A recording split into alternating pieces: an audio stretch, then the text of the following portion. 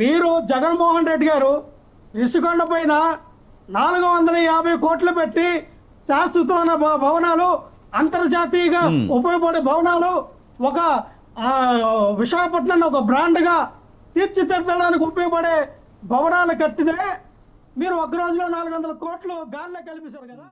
రవికిరణ్ గారు, మీరు ఎలా చూస్తారు? ముఖ్యంగా యోగా డే వేడుకల ద్వారా విశాఖకి మంచి పేరు వస్తుంది, యోగా గొప్పతనం ప్రపంచానికి తెలుస్తుందనంటే ఇందులో స్కామ్ అంటున్నారు, ఎలా చూడాలి? ఇప్పుడు విజయ్ గారు, ఒకటండి, ఈ రోజు అంతర్జాతీయ యోగా దినోత్సవం. ఈ యోగా దినోత్సవంలో వైసీపీ పార్టీ అధ్యక్షుడు జగన్మోహన్ రెడ్డి గారు ఒక ట్వీట్ పెట్టారు. ఏంటి, ఆరోగ్యానికి ఎంతో మంచిది, అందరూ దైనందిక జీవితంలో అందరూ యోగా చేయాలి అన్నారు. కానీ ఆయన మాత్రం ఆచరించలేదు. ఎక్కడా యోగా ప్రాక్టీస్ చేస్తున్నట్టు, లేకపోతే వాళ్ళ పార్టీ నాయకులు కూర్చున్నట్టు ఎక్కడా లేదు.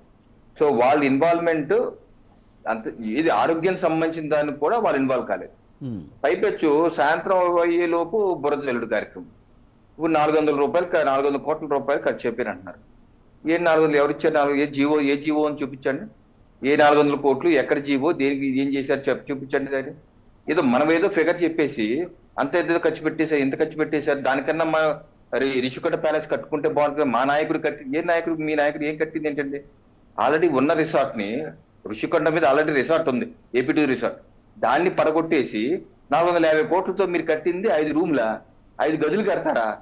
ఏంటి, కమోడు 10 లక్షల, అది కట్టలు 2-3 కోట్ల, ఏంటి ఒక షింక్ 5-6 లక్షల, ఒక బాత్ టబ్బు 50 లక్షల. ఎవరి డబ్బులతో విలాసాలండి ఇది? ప్రజల డబ్బులతోనా? ఇది బాత్ టబ్ కి 50 లక్షలు మీ ప్రజల డబ్బులతోనా కట్టేది?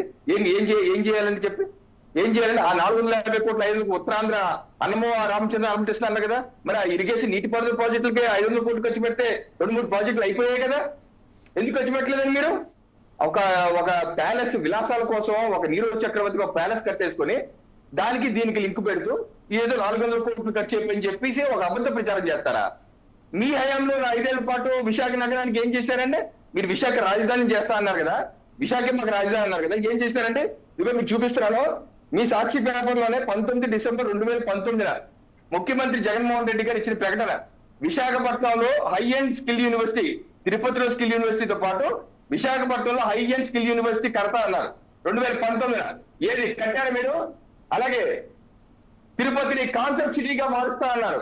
ఎప్పుడుది? మీ సాక్షి పేపర్ 21 నవంబర్ 2019 విశాఖ, తిరుపతి, అనంతరి కాన్సెప్ట్ సిటీలుగా మారుస్తా అన్నారు. మార్చారు విశాఖపట్నం మీరు. అలాగే విశాఖపట్నాన్ని ఏది 5 డిసెంబర్ 2021 విశాఖలో లండన్ ఐ కడతాను, విశాఖలో లండన్ ఐ కడతాను, ప్రపంచం మొత్తం ఇక్కడ చూసేటట్టు చేస్తా అన్నారు. మీరు 5 ఏళ్లలో మీరు కట్టారని మీరు ఇచ్చిన హామీ. అలాగే ముఖ్యమంత్రి గారు మొదటి రివ్యూ 4 డిసెంబర్ 2019 విశాఖపట్నం కొత్త దిశ మారుస్తాను, విశాఖపట్నం మొత్తం అండర్ గ్రౌండ్ డ్రైనేజ్ కడతాను, అలాగే బీచ్ రోడ్ లో ఇంటిగ్రేటెడ్ మ్యూజియం కడతాను, కైలాస్ సిటీలో ప్లాంటోరియం కడతాను అన్నారు ముఖ్యమంత్రి గారు. కట్టారా? అలాగే మీరు 26 అక్టోబర్ 2021 ఇది సిఎస్ సమీర్ శర్మ గారు చెప్పిందంటే, భీమిలి నుంచి భోగాపురం వరకు, మీ వ్యాపారం వచ్చింది, భీమిలి నుంచి భోగాపురం వరకు బీచ్ కారిడార్ అభివృద్ధి, 7 నక్షత్రాల హోటళ్లు, గోల్ఫ్ కోర్స్లు, అడ్వెంచర్ వాటర్ స్పా టూరిజంలు, సీ ప్లేన్లు, క్రూజ్ షిప్లు, అమ్యూజ్మెంట్ పార్కులు, యాంఫీ థియేటర్లు, retail outlets, what not everything అన్నారు మీరు. మీ 5 ఏళ్ళలో ఒక్కటనే కట్టారా? ఏ ఒక్కటనే కట్టారు మీరు? ఏ ఒక్కటి చేయక కట్టినేమో మీ విలాసం కోసమా?